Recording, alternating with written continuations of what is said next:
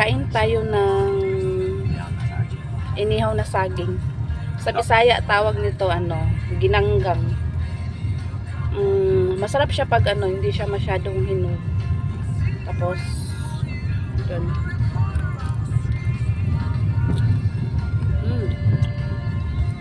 Bihira lang nagtitinda dito.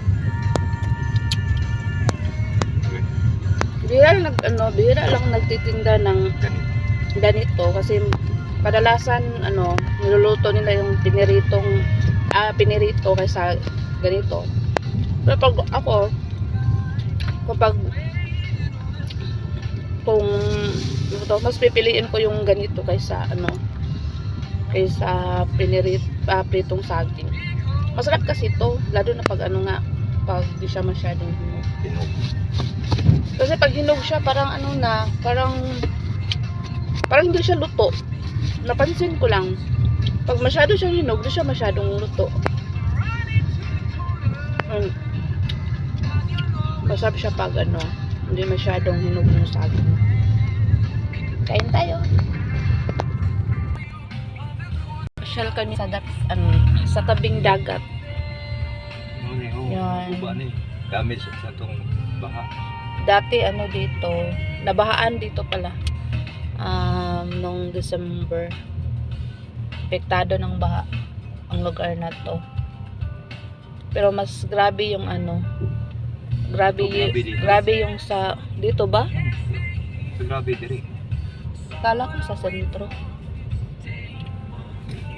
Yan. Ganda yung dagat namin dito.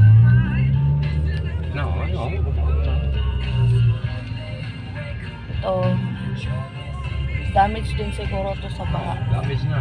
Di na naman yung matabukan eh. Ang kahitam na eh.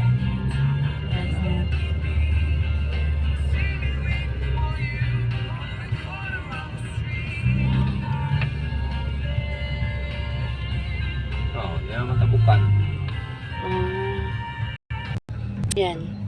Pagkatapos kumain ng saging, ito na naman. Lansuni naman. Miso. Bigay ng friend ko. Tingnan natin kung matamis ba siya. Hindi na lang yung lanis na yun. Tulad ng mga nagangwan. Papaubos na siya. Kaya sure ako na mahal na ang kilo ngayon. Sarap. Matamis siya lalo na bigay. Sarap siya, matamis.